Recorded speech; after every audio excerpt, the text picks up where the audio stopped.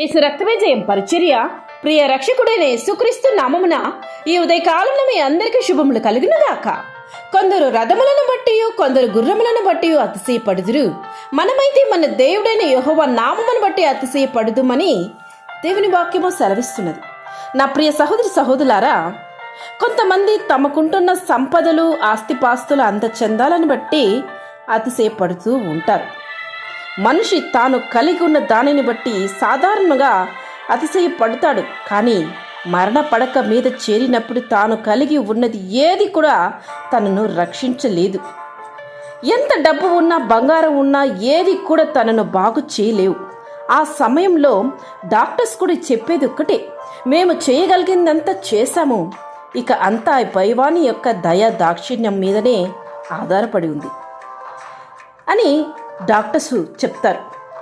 నిజమే, నీకున్న ఏది కూడా నిన్ను కాపాడలేదు. వాటిని బట్టి నువ్వు ఎన్నడూ కూడా అతిశయపడే ప్రయత్నం చేయవద్దు. ఇంతలో ఉండి అంతలో మాయమయ్యే మనిషి, ఆ మనిషి కలిగి ఉన్న ఏది కూడా అది ఎంత మాత్రమో అతిశయింపవలసింది కానే కాదు. ప్రపంచాన్ని పరిపాలించే దేవుడు ఉన్నాడు. ఆయన మనకు చాలా సమీపమైన దేవుడు, చాలా పరిచయమైన దేవుడు. ఆయన మాకు చాలా దగ్గరైన దేవుడు. ఈ విధంగా దేవుడితో కలిగి ఉన్న బంధమును బట్టి అతిశయపడుదాం.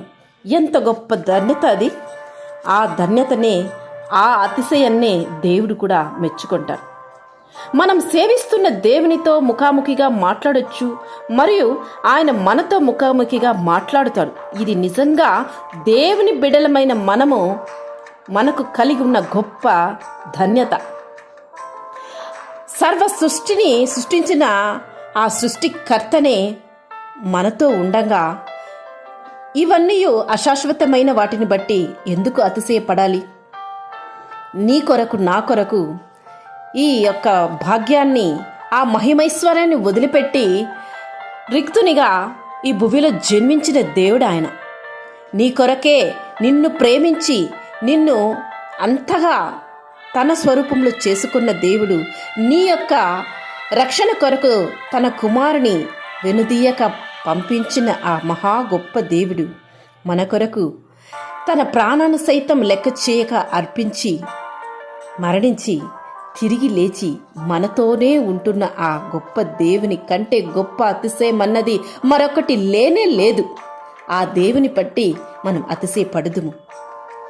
సర్వాన్ని శాసించగలిగిన సార్వభౌమైన దేవుని బిడలమైన నీవు నేను, ఆయన బట్టే మనము అతిశయింపాలి. ఇది గొప్ప భాగ్యము.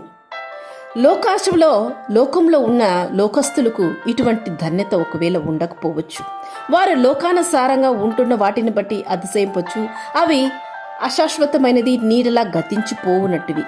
కానీ సర్వాన్ని సృష్టించిన దేవాది దేవుడు మన కొరకు ఆ నిత్య జీవాన్ని, నిత్య మార్గాన్ని సిద్ధపరిచిన దేవుడు, ఆ నిత్యత్వంలో నీవు నేను ఉండాలని మన కొరకు కోరుకుంటున్న దేవుడు, మనతో ఉంటున్న దేవుడు, మనను ఇంతగా ప్రేమిస్తున్న దేవుని బట్టి మనము అనుక్షణము అతిశయించాలి.